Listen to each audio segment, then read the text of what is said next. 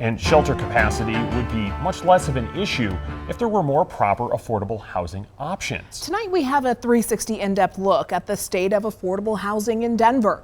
It's now hit a new extreme. Nearly half of all renters in Denver are considered rent burdened, meaning more than 30% of their monthly income pays for their housing.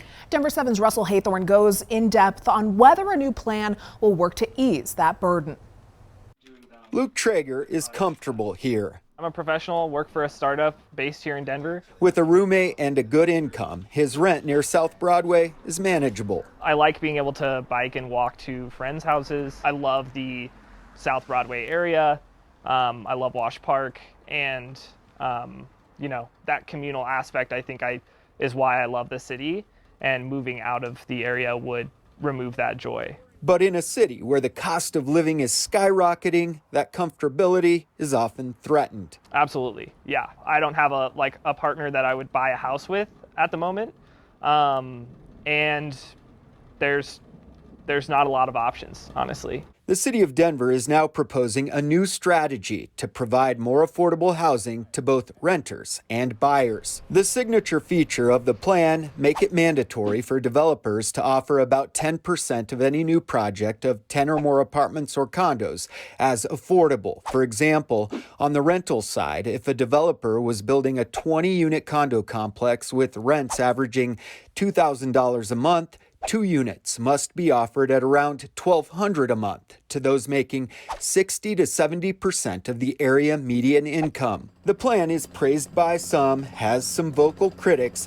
and has others on the fence about its viability. So let's explore that in this 360 report, starting with the harshest critics. This is called 360 Acoma, including Scott Rathbun. They're trying to kind of force a square peg into a round hole. He's the president of Apartment Appraisers and Consultants and sees this kind of proposal as a failing proposition because it puts builders underwater, making projects unfeasible. A lot of development is just not going to happen. It's not going to pencil. For the last 12 years, single-family homes have appreciated 180%.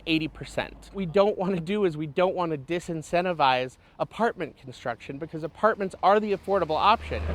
Yeah, it doesn't work. Drew Hamrick with the Colorado Apartment Association agrees and says the better solution is a federal program called LIHTC, Low Income Housing Tax Credit, which incentivizes developers to offer multiple units or sometimes entire developments as affordable. Those projects work. They get built all the time. 20% of the units will have the rent capped and subsidized, if you will. But the difference is what the government is giving the developer is worth that loss of income. A better way is to build more housing units at all price points. He and others, like former mayoral candidate and development consultant Jamie Gillis, say this proposal will cause builders to retract, exit the market, and leave buyers and renters high and dry with even fewer places to live. My general observation is you can't make housing more affordable by making it more expensive. So you end up with fewer overall units to meet that demand, which is exactly what we don't need in the existing market. Luxury units being built in our city. But Councilwoman Robin Kanish says this sky is falling criticism is unfounded, and she's calling their bluff. Every time we talk about a developer requirement, developers have told us that they will stop building in Denver. Guess what? Do you still see some cranes out there? I bet you do. Development is still happening in Denver. She spent a decade working on affordable housing, and a new bill from the state last year finally allows cities like Denver to require a percentage of new homes as affordable. Roughly 1,000 municipal ordinances like this already exist across the country. And I can tell you, in every market that has these laws, housing is still being built. Are we going in the right direction? Absolutely. Brother Jeff Farrard says Denver's affordability crisis is a direct reflection of bad policy making for decades. And it looks like these policies are saying, we don't only have policies, we have teeth inside of those policies. So if you really want to participate in this market, we want affordable housing.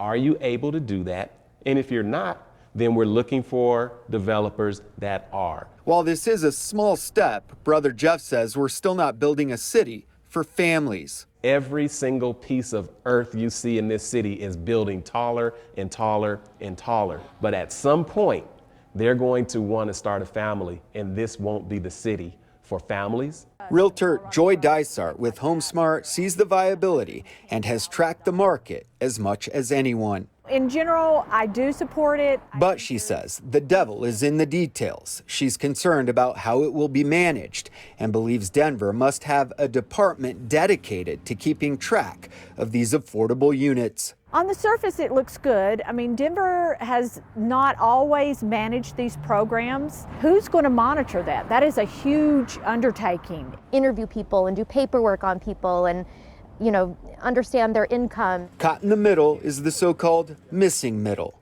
middle income earners like Luke. Would like to own a home eventually, ideally sooner. He's a current renter, a future buyer, fingers crossed, but feeling squeezed out at the moment by a housing market that seems to cater to cash and lots of it. It's almost laughable to me that it is a debate. Like, it's a basic necessity that human beings need to survive. Russell Haythorne, Denver 7.